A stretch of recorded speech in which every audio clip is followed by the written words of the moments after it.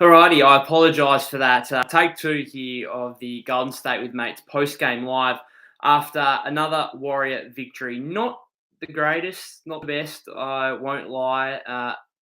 Fairly, I'm not going to say a negative game, but certainly could have been better. The Warriors basically played, I would say, 8 or 9 minutes of incredible basketball in the first half, and then was basically reliant on a Steph Curry rescue job down the stretch. So we saw Draymond Green's return. We saw Chris Paul come off the bench for the first time. Plenty to take away from this one. So leave your comments below if you would like to get your thoughts in. I'll read them out as we go along here. But a 106-95 win, I think probably not too much to be taken from this one moving forward. It's a little bit of a rough night, I suppose, with having Draymond back into the lineup with CP3 coming off the bench. Certainly some positives, there's no doubt about that. But this was, a talented young Rockets team who clearly wanted to put their best foot forward against the Warriors. And they were, for a slight moment there in the fourth quarter, they were on top and looking like they would come away with an upset win. So a good result in the end, I suppose, to get the win and for it to be somewhat comfortable over the final 2 minutes. So going through the game kind of chronologically, we obviously had, the Rockets get off to a pretty good start, 13-7. I thought Draymond's first stint, obviously back in the starting lineup, was pretty rough. Not unsurprising, like he's missed the whole of preseason and training camp, so I think it's perfectly understandable. But the Warriors couldn't really get too much going offensively in the first 7 minutes. And then the bench unit came in and, wow, what a difference. So basically, Steve had the full second unit out there for quite a period with CP, obviously, GP2, Moses, Jonathan Kuminga, and Dario Saric. And with Steph Curry off the floor in less than 9 minutes, the Warriors go plus 16 with that second unit. Absolutely unbelievable. Chris Paul running the show offensively, but I think it was actually more so the defense leading to the offense. The Rockets could not get anything to go on. I think that was down to some really harassing Warrior defense led by GP2. Kuminga and Moody were also a part of that. We saw Kuminga get a steal and transition layup as well. So that second unit was absolutely fantastic. And at that point, the starters come back on. You're up 16 basically. And it looks like the Warriors are totally in control. And unfortunately, from that position, the starters, which is quite amazing to say, given what we've seen from the Warriors in the past, last season in particular, where all the opposition runs usually come when the bench is on the floor. Starters come back in, and the margin goes from 16, and the Rockets get it back to 4 late in the half. The Warriors do through Klay Thompson, who had a good night. We'll get into some of the more individual elements in a little bit. But he had a positive night and led kind of an 8-2 run to close the first half.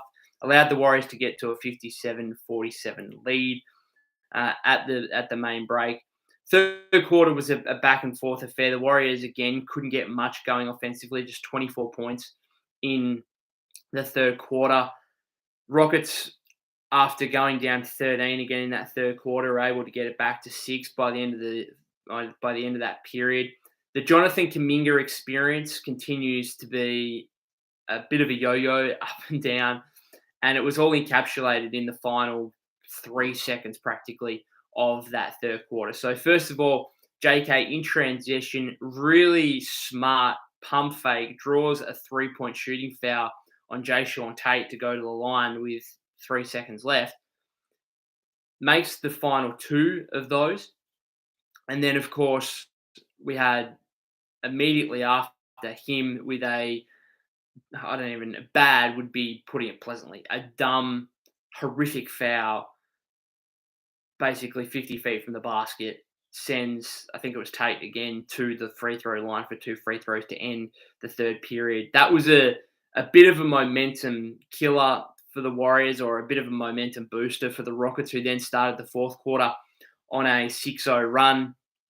They were really coming, and as I said before, there was a clear intent from them. This was their home opener for the season, wanted to send their fans away with a win, and at a point there, with less than 6 minutes to go, they led by 2, Steph Curry. Steph Curry happened. So the amazing thing with Steph is he was poor in this game, and if you look at the final box score, it's actually not a great Steph Curry game. But the fantastic thing with him, and it's pretty rare to be honest, across the league for players to be able to have the shooting and therefore the scoring capacity to turn a bad night into a good night and into a which is a good night, Steph. Get it? Uh, it's amazing for him to be able to do that in basically a 2-minute period and all of a sudden turn what is a tricky situation where the Rockets are leading by a couple of points into a comfortable-ish win in the end where the Warriors actually win by double digits. It's absolutely amazing. It was a different performance, obviously, on Friday against the Kings where he was really dominant throughout and he obviously had that 16-point third quarter where he really, extended the Warriors' lead and they were able to kind of hang on for the rest of the game there. This was one that was really in the balance where Houston may have been a slight favourite at a point there.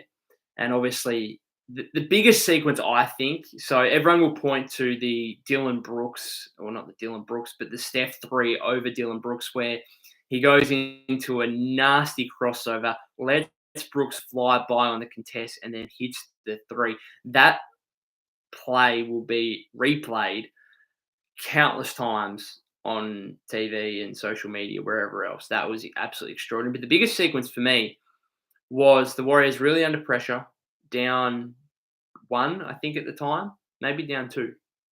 No, down 1, I think they were. Draymond makes a layup over Şengün, who then absolutely fouls the crap out of him. Dre goes to the line, Warriors up 1, misses, but Loon battles for the offensive rebound, and it ends up being off Tate out of bounds to the Warriors, and then Steph hits the 3 off the inbound. So that's a 5-point possession, basically, that takes the Warriors from down 1 to up 4. That was the play right there that turned this game. I have no doubt about that. And then Steph you wouldn't call it the finishing touches because the last 3 threes he made after that, he made 4 in a row. And the last 3 of those were crucially important. There's no doubt about that. But looking back at this game, that possession where Dre makes the layup, misses the free throw, Loon battles for the offensive board, and Steph hits the 3 off the inbounds pass. That play, that sequence was no doubt, I think, the biggest sequence in this game. So Steph leads the way in the end with 24 points. I think he had 7 rebounds and 6 assists. Pretty good all-around game. But up until, he had 10 points in the first 42 minutes. This was not a good Steph Curry game. I thought Brooks did a pretty good job on him up until that point. So if you look at Steph, I'm just going to double check what he ended up shooting from the floor. He was 2 of 8 at one stage, I think. And then, obviously just gets off the chain late, and that's the difference in the game. But he finishes 6 of 16, 6 of 14 from 3. So, 42.9% from deep. Did not make a field goal, obviously, from within the arc. So 37.5% shooting. That's the kind of game it was. This was a fairly defensive game, which is somewhat of a surprise, somewhat not of a surprise, because the Warriors' defense in the opening 2 games has actually been pretty good. And then the Rockets' offense going into this game, I know it's a small sample size, but they ranked 29th in offensive rating going into this game. The addition of Fred VanVleet hasn't necessarily worked out for them as much as they would like. Their defense has actually been okay. You bring Brooks in, you've got a pretty good point of attack defender there who's going to be really pesky. Şengün is not a great interior defender, but Jabari Smith Jr. next to him has got some length. I would have considerable issues with that defensive front court going forward, but they've actually been okay defensively. It's been offensively where they've kind of struggled. We know VanVleet, we know he's small, but he's actually battles really hard on the defensive end. There are a few times there in the third quarter and in the fourth quarter where Kuminga or Wiggins was trying to post up on VanVleet, and VanVleet wasn't going anywhere. And Kuminga and Wiggins weren't able to take advantage of those so-called mismatches, which weren't really. Like, VanVleet is a pretty strong defender. So the Rockets, this was a dangerous game, and I don't want to be too negative on it because at the end of the day, the Warriors could have easily lost this game. And if they'd lost this game, it really would have made the Kings win almost null and void kind of thing. Like, if you win that game and the excitement from that game and then you go into Houston and lose, that would be a disaster. And all of a sudden you're in a situation where you're 1-2 again ahead of, the second night of a back-to-back against New Orleans tomorrow. So it's an important win. It's a good win, but the Warriors could certainly play better. As I said at the top, this was 8 or 9 minutes of good basketball in the first half. In fact, really, really good basketball in the first half, almost perfect basketball. And then Steph Curry saving them down the stretch. From an individual standpoint, no player really played. I think Gary Payton II was probably the only player that you would say played well across the whole 4 quarters. So he had 15 points, 4 rebounds, 3 steals. I thought he was a huge factor in what they did in that period with Steph off the floor where they went plus 16. Aside from that, Clay started really well. Clay had 16 in the first half, 6 of 9 shooting. Only took 3 shots in the second half. This is another good Clay game, but it wasn't the kind of, I tweeted out beforehand, Clay averaged over 37 points against the Rockets in 3 regular season games last year. He has 16 in the first half, ends up with 19. It wasn't the kind of 25, 30-point performance that you might have liked as a kind of breakout to start the season for Klay Thompson. But this is 2 games in a row now where he's gone 7 of 12 shooting. Like, it's efficient. He's making good decisions. So it's a good Klay game. It's not a great Klay game by any means. So I think you'd have to be overall impressed by him. But again, it's not a standout performance by any means. Wiggins, more of the same, just not great. 13 points. The defense was okay at times on Jalen Green, but he finishes with 13 points on 4 of 10 shooting, no rebounds, no assists, no steals, no blocks, and he's a -4 in the game, which was a team worst. And then he ends up in the final 2 minutes getting benched again for the second time in 3 games in favor of Chris Paul, obviously with Draymond back in. The Warriors, or Steve Kerr, went to his most trusted 5, is what I'd call this the trust 5, where you've got CP, Steph, Clay, Draymond, and Loon. Like, that's the trust 5 in Steve Kerr, and I think we're going to see that line up more and more closing games. And I think this Wiggins thing, not closing games, is going to be a consistent theme moving forward if he's not going to elevate his level of play. It's not just the 13 points. Like, that's, not great. You'd like more. We'd like to see a 20-point Wiggs game, but it's the rebounding. 0 rebounds for Andrew Wiggins. And it means that, well, you might as well have another guard out there. Like, Chris Paul is a better rebounder than Andrew Wiggins. He just is. And so when you're talking about the lack of size, well, the lack of size is actually, maybe you're saying that's a defensive thing.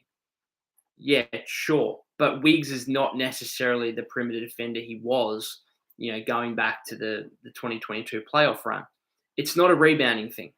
You can't say, oh, well, we want Wiggs out there over CP for rebounding purposes. That's false, because Chris Paul is a better rebounder than Andrew Wiggins right now. He just is. So Wiggs is this is disappointing. This is really disappointing. I'm sure he'll get back into the swing of things, but it's really, there's some better aggression, I suppose, over these last 2 games. Again, like 1 of 3 from 3. Got to the free throw line on 5 occasions, a couple of turnovers. As I said, I think the aggression's a little bit better over the last 2 games, getting to the rim a little bit more, not necessarily settling. That's fine, but he misses some bunnies at the rim, like some layups that he should be making. And overall, it's a disappointing start for Andrew Wiggins this season. I suppose the optimistic thing from a Warrior standpoint is, hey, like, if he actually gets going, if he actually starts making his threes, making his shots around the rim, rebounding the ball, how much better could this Warrior team be? So, like, there's some room for improvement there in Andrew Wiggins and obviously for the Warriors as a whole. Draymond, 4 points, 5 rebounds, 5 assists in nearly 21 minutes in his return.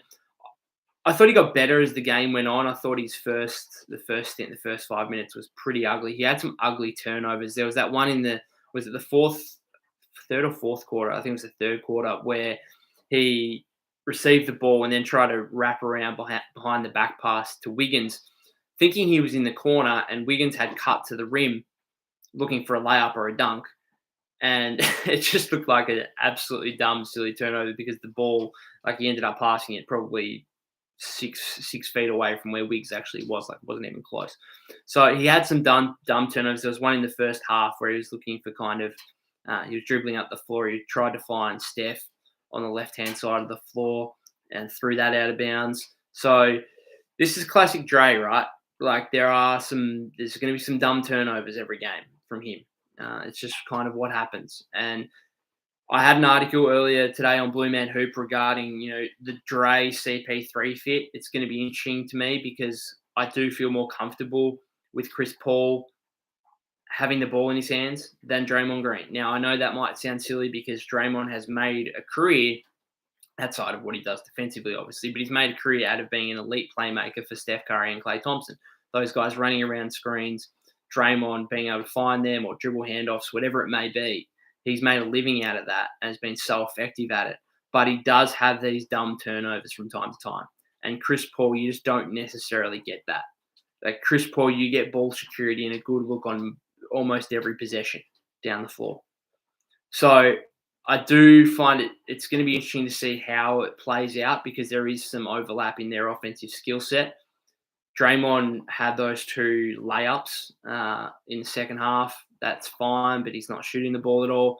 And CP, Chris Paul's been great. Like his first 3 games for Chris Paul couldn't have gone any better than, what we may have expected, really. Like this has been fantastic.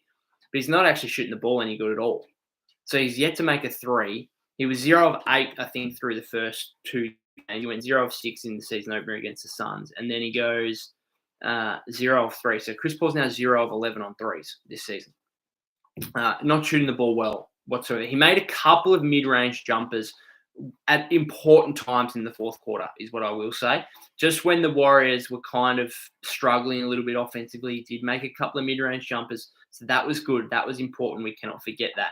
But ultimately, he finished just 3 for 8 from the floor. As I said, 0 of 3 from 3.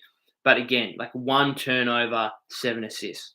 What is he up to? 28 and 5 I think on the season. Now he's 21 and 3, or 21 and 4 going into this game, I think. So I think by the calculations, he's now at 28 and 5 assist to turnover ratio. This is why Chris Paul was brought in. And the start to the game, that 8-9 minute period when Curry was on the bench, that was absolute classic why Chris Paul is on this team. Because as I have said for numerous episodes in a row now, I reckon, and plenty of time during the offseason, this is a bench that should be top 5 in the league. It should be. And that first half was, there was time there where you didn't want to break it up. Did you actually want to bring the starters back? That second unit was going that well and was fitting that perfectly together and was in such a rhythm.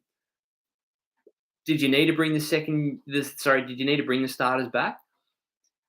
Kuminga had his 3rd foul, and that kind of, I think, ruined things a little bit. Not ruined things, but took them out of a little bit of a rhythm because that 5 was really gelling. And then all of a sudden you take him out for Wiggins and, the starters come back in eventually and the lead goes from 16 down to 4 very, very quickly. So Chris Paul is doing everything the Warriors want right now. He's just not making shots.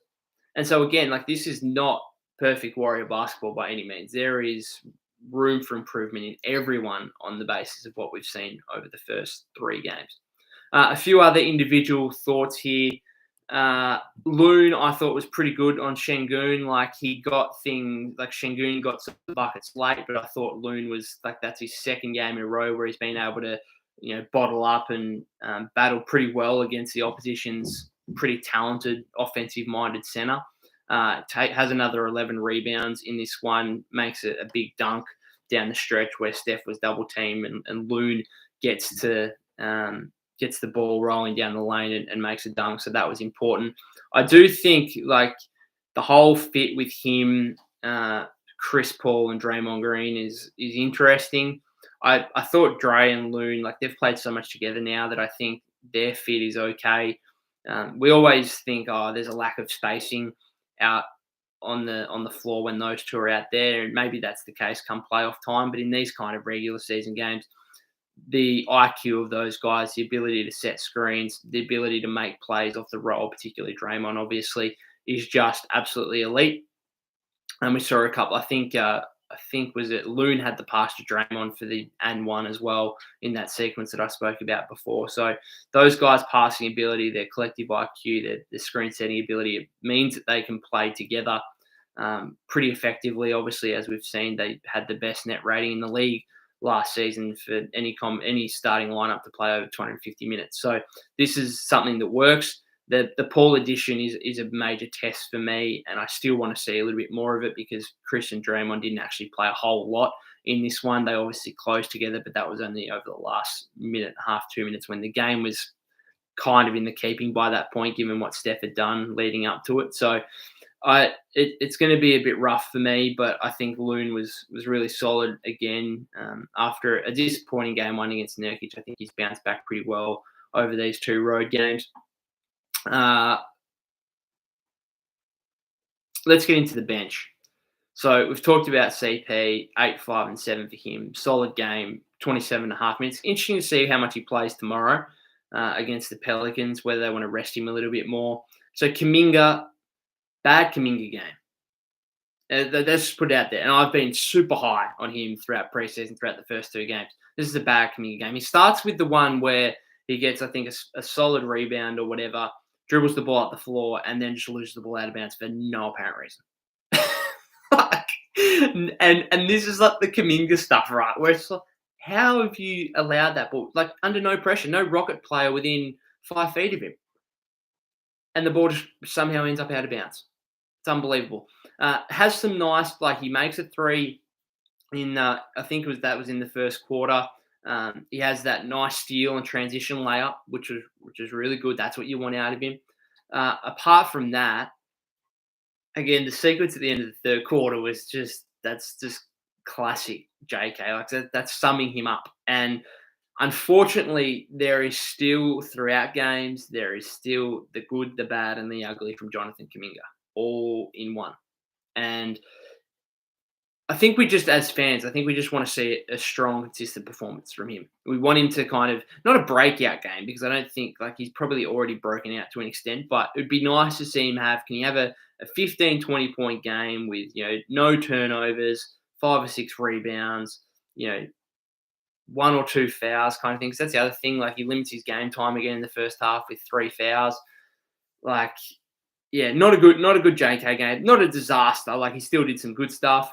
But, again, 3 of 8 shooting. Probably settled 1 or 2, like it's 1 of 3 from deep. Maybe, I think all 3 of his attempts might have come in the first quarter. I don't think he necessarily needed to be settling for 3 jumpers early in the stint on the floor. Not concerned about him going forward, but I mean that sequence in the third quarter was just a kind of reiteration of, hey, we've got some work to do here still. This is by far a polished product. And ultimately, he's going to make some mistakes, and he's got 79 more games to iron those out. Because if he does those kind of things in the playoffs, Steve's going to be bald by the end of it, because he's going to be pulling his hair out. That was an absolute disaster. You just made a perfect play, drawn the foul on a 3-point shot, which Jonathan Kuminga should never be, drawing contact on a 3-point shot. But it was a beautiful pump fake at the end of the third quarter.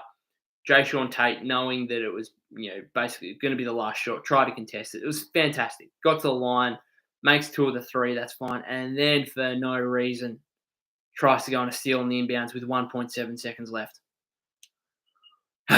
Dear. And it's frustrating, because it's like you're making so many strides here, and then you're letting yourself down with just dumb stuff like that, which is just like, I guess you like the enthusiasm. That's maybe the one positive you take out of it. You like the enthusiasm. And generally, so he plays just under 19 minutes in this one. Generally, I think I like the fact that he's playing through issues or playing through mistakes, and he's not necessarily worn down by them in a way that he was last season, where if he made mistakes, he'd hang his head, and you're not necessarily getting too much more good stuff from him for the rest of the game. And I think Steve would probably see that, and therefore not playing much for the rest of the game. I did think that, this season so far, he's done a good job of kind of parking his wrongdoings and moving forward and making impacts on both ends of the floor going forward. I think that's been a positive, but yeah, just some dumb stuff in this one in regard to that first turnover in the first quarter, and then that foul at the end of the third quarter, because that's the kind of thing that these close games can cost you. And in a competitive Western Conference where you could be at the end of the season, like last season, there could be 1 or 2 games between the third and the eighth seed. Like, this is the stuff that you just got to cut out. You just got to cut out. You got to make, cut down your margin for error, or make your margin for error greater, because that's not helping in any way. So Saric ends up playing 21 minutes, just over 21 minutes. So he plays more than Kuminga, and it's pretty obvious to me that in an ideal world, Kuminga would play more than Saric. But these are the kind of nights we're going to get where Kuminga makes some mistakes and Steve just thinks he doesn't quite have it tonight. He's not quite locked in totally. He's making some errors, and therefore I'm going to go to the guy I trust in Saric, and I'm going to go to the guy who I know is going to be a perfect fit next to Chris Paul.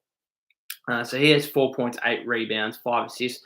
I thought he did a really good job on the offensive glass. How many did he have? He had 3 offensive boards, just tipping them out, just getting to the right spot and tipping them out. So I think that's a major positive, particularly because with that second unit, you still think that they may be a little bit small because Saric throughout his career has been more of a 4 than a 5. Kuminga is playing at the 4, but some people think he's a 3. I think he's a 4, but some people ultimately think that if his 3-point shooting can get to a consistent point, that he's a 3. Some may say Moody's a 2, not a 3, so he's playing the 3. Like, generally, everyone's playing upper position, right, in that lineup aside from Chris Paul. So if Saric can be a strong rebounder, then that goes a long way in being able to effectively utilize that lineup in a way that they did in the first half, where they go basically plus 16, and was absolutely fantastic. That was probably the most impressive stretch of basketball throughout this, like the 3 games. Like, that stretch was absolutely extraordinary. We know the third quarters against both Phoenix and Sacramento, they were huge. But for that whole second unit without any starters to do what they did was super impressive. Just unfortunate that the starters kind of ruined it late in the second quarter, and then the bench wasn't as effective, obviously, in the second half with, Kuminga not quite at his best, and Moody just didn't make his shots, which is fine. You got to revert to them, like regress to the mean at some point, right? Like, he's been shooting 100% from deep, or basically might as well have been. Made another one fairly early on, but missed a few in the second half. He goes 1 for 6, 1 of 5 from 3-point range. It's fine. You're allowed to have a quiet one, especially like on the road. Young players are going to be up and down. Let's not, I think it's important here to just recall and remember that they're third-year players. They're still bench players at the end of the day. You're not going to get consistent production from them on a regular basis because their role isn't consistent. And therefore, I think it's a tough ask to think that, these 2 guys are just going to come out and have 10, 12 points on every single game, and Moody's going to shoot 50% from 3, and Kuminga's going to go 55% from the floor, and there's not going to be any turnovers, and there's not going to be any fouls. Like, it's just, that's such a, no one's expecting that, but I think it's important to remind ourselves that they are allowed quiet games. And then, as I spoke about earlier, like Gary Payton II, he was the best player on the floor for the Warriors across the 4 quarters in terms of just consistency. Right, like, he had 12 points in the first half, nailed another triple in the second half, and that's going to be the key for him because he ends up playing just under 19 minutes, and if he's hitting his threes, 3 or 4 from deep, 6 of 8 from the field, if he's doing that, then I think that's really key to him playing 19, 20 minutes every game. If he's not doing that, then you might see him play 12, 13, 14 minutes every game. So, again, Jalen Green's a pretty dynamic offensive player. So this was a game where, GP2, and let's be honest, most teams have dynamic perimeter players. So GP2 is always going to be in the rotation some point or another. But it is interesting with Draymond coming back, obviously playing just under 21 minutes, the kind of minutes spread for the Warriors off the bench. Again, I think ideally going back to Saric and Kuminga, I think Saric would probably play 17, 18 minutes, and Kuminga would play 22, 23. Ideally, I think you'd like to push Kuminga up closer to 25. But again, if he's going to make these kind of boneheaded plays, if he's going to have foul trouble, then what are you going to do? The plus minus was really somewhat even, apart from like CP3 was a plus 22. And again, it just goes down to the ball security, the lack of stress that we have as fans just watching him with the ball in his hands. And he's not shooting the ball well, as I said, but you get a guy out there who just knows what he's doing on every single play and just makes all the right reads. On both ends of the floor, I think defensively he's been okay. Like he's got his hands into a few for a couple of steals here and there. Like he's been solid. He's been a pretty good rebounder throughout his first 3 games. So he's going really well. And the plus minus here is, I think, a true indicator. Like often plus minus can be a bit of a lie, I suppose, but I think this has been a true indication of Chris Paul's impact on the Warriors over the first 3 games. And I think plus 22 is full credit to him for how he's been able to perform so far at the Warriors, how he's been able to fit into the team. Again, like we're going to get to a point here where Dre, logs his minutes up here to 30 minutes at some point. And we'll just have to wait and see how him and Chris are able to fit together. I do think there's an offensive skill set overlap, but ideally the Warriors will think that those 2 guys are smart enough, experienced enough to overcome any kind of physical issues, I suppose, with their skill set in terms of their playmaking and their lack of shooting and scoring. So we'll wait and see. I don't think like that closing lineup, Paul, Looney, and Draymond, I'm not sure that's going to be offensive minded enough to be too suitable come playoff time. But at the end of the day, I think that's the trust lineup, and the trust lineup should be utilized when you, like this game, lead by 7-8 points with 2 minutes left. Because the trust lineup for Steve is, we're not going to turn the ball over. We're not going to commit any silly fouls whatsoever. Let me just go to that and we'll close out this game. And that's what they did ultimately. So a good win, 11-point win in the end. Probably doesn't paint a picture of how close the game actually was. Like, as I said, the Rockets had their chances down the stretch. And fortunately, Steph just came to the rescue, as only Steph can at times. Just a shout out to Clay as well, who with his 5 threes, got into the top 10 on the all-time made 3-pointers list. So congratulations to him. If you haven't heard previously, like he's my favorite player of all time. So incredibly proud of what he's been able to do, and continue to be really happy and proud of what he's been able to do post injuries as well. I know a lot of us, including myself, have been critical of him over the preseason and his lack of form and his shooting throughout preseason and in the first game against the Suns. But like Friday against the Kings, I think this was a really efficient, solid game from Klay Thompson, full of good decision making, solid rebound. Like he has 4 rebounds, so I think he's made a bit of a move there to be a more constant presence on the glass. Not a huge rebounder by any means. He's not going to rack up double digits, but I do think that he has been really solid for the Warriors here. Other than that, I don't think I've got too much. Obviously, we've got the Pelicans tomorrow in New Orleans. That's going to be a tough one. The Pelicans have started the season reasonably well. They've got the best defensive rating in the league throughout the first 2 or 3 games. I'm not sure how much I want to buy into that. Offensively, there's a question mark as well with the Pelicans, because I don't like their spacing whatsoever. They're missing Trey Murphy the third at the moment, which is a huge loss for them. Their spacing, when you've got a non-shooter in Zion, a big man who likes to be in the paint in Jonas Valanciunas, a Brandon Ingram who is a steady 3-point shooter but certainly prefers to work in the mid-range, and when you got Herb Jones, who's a defensive-minded player whose 3-point shot is coming along, no doubt, but is ultimately not a strength of his game at this point. There are spacing issues with the Pelicans. I'm not sure they're actually a great matchup, though, for the Warriors, because the Pelicans will want to pound the ball inside, and the Warriors, obviously, I'm not sure if Draymond will play tomorrow on the second night of a back-to-back. I would doubt it, maybe, but we'll have to wait and see. Steve might have said something about that already. I'm not sure, haven't checked. But, Loon is, fantastic, but he's slightly undersized. And this is the kind of game where the Warriors' lack of size could really come to hurt them in terms of interior defense and rebounding, I think. So I would be concerned. I would be surprised if they won, if I'm being totally honest. Now, it sounds like, I'm not sure about Draymond because of his injury, obviously, but it sounds like all the Warriors' older core will play. Steph will play, Clay will play, Wiggs will play. Chris Paul will play, so they'll have a kind of full lineup to choose from. But I think it's still going to be a pretty tough battle against New Orleans, a team that could really, I think, exploit the lack of size and the defensive and rebounding issues that come along with that. Because to this point, we haven't necessarily seen it. We saw some obviously rebounding issues against the Suns in the season opener.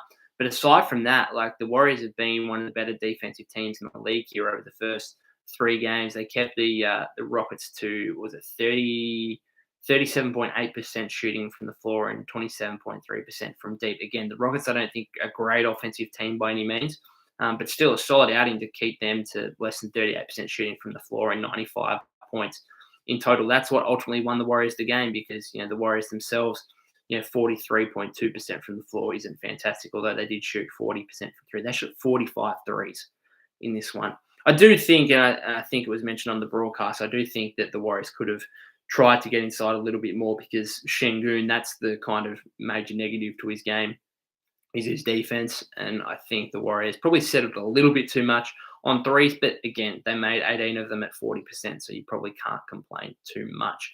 Other than that, guys, I don't think I will have a post-game live tomorrow after the Pelicans game.